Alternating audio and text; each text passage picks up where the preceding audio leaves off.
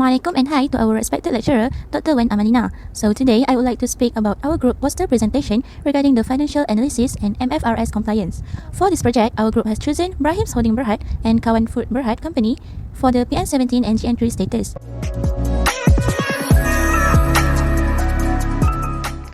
This study mainly aims at determining, predicting and analyzing the best economic condition and the success of the business in the future. The other purpose of this analysis is to evaluate the financial statement and to educate financial manager about their decision. Next, I would like to proceed on the explanation of the profitability ratio. We have using the method of calculation by using gross profit margin and return on equity. For the method of gross profit margin, there were increasing from year 2016 to 2017, and the rest were decreasing for both company, which is for Brahim Holdings Berhad, they were decreasing ratio from 2017 to 2018, and for Kawan Berhad, they are decreasing ratio from 2016, from early 2016 to 2018. Okay, this shows that whenever they are decreasing ratio, meaning that the company have a bad performance on its profit attributable within the sale that they made, meaning that the company failed to control the cost of inventory and manufacture products. Okay, next I would like to proceed on the return on equity. Return on equity shows that they are increasing ratio from for the Brahim Holdings Berhad from year 2016 to 2018, while on the Kawan Berhad they were decreasing return on equity. The decreasing return on equity shows that the company could not manage effectively their asset for them to create profit from it. This lower net distribute within the shareholder equity give an outcome with a lower ratio of return on equity. For the next point is to analyze liquidity ratio. We have two ratio, which is current ratio and credit ratio. So from the current ratio analysis, Brahim Holding, it showed that the ratio decreased from 2016 to 2018. It was concluded that liquidity position of the company is not good. So it will become benefit to the company if they increase in total asset. Meanwhile, for Kawan Berhad, it's decreased from 2016 to 2017 and increased in 2018. It was concluded that its current ratio worked out in 2016 to be 3.23%, which is low and manageable level for the company.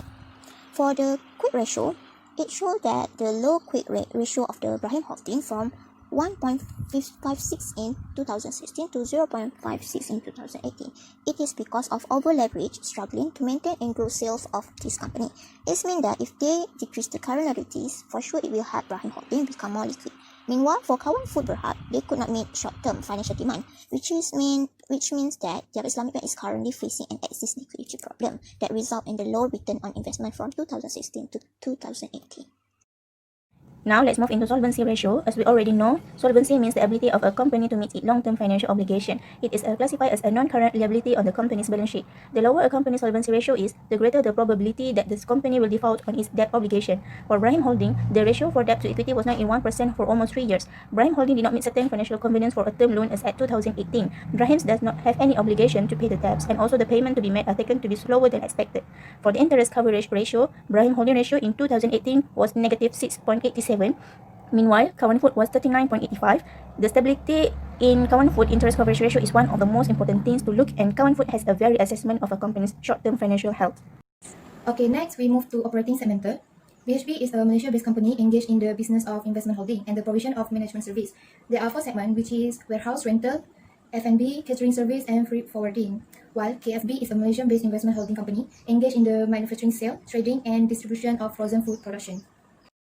For the next point, foreign operation, for Brahim's Holding Berhad, foreign currency transaction translated into the functional currency using the exchange rate prevailing at the dates of the transaction or valuation where items remeasured. So there is no material impact on the group and company's Brahim Holdings result arising from a reasonable change in the foreign currency exchange rate, as there is no significant exposure to foreign currency risk. For Kawan Berhad, foreign currency recognized in other comprehensive income and accumulated in the foreign currency translation reserve in equity. However, if the operation is a non-wholly owned subsidiaries, then the relevant proportionate share of the translation different allocated to the non-controlling interest. So the cumulative amount in the Kawan Berhad related to that foreign operation will classify to profit or loss as part of the gain or loss on disposal. For related party disclosure, Brahim Holding Berhad is an entity that relates to the group and the company if any of the following condition applies. Related party transactions have been entered into in the normal course of business under normal trade terms. Meanwhile, related party disclosure in Kawan Berhad is to monitor on related party transactions to determine if such transactions are undertaken on an arm's length basis. Meanwhile, it is to ensure that the directors may report on such transactions annually to shareholder. And lastly, is to announce for Bursa Securities if there are any related party transactions which exceeds the shareholder mandate in Kawan Berhad related parties disclosure. In conclusion, we can say that the review of the financial statements is a very critical process also for reasonable decision making. The review of the financial statements helps one to determine the financial position and how the accounting has been conducted and what are potential trends of that sector. So that's all from us. Thanks for listening. Have a nice day.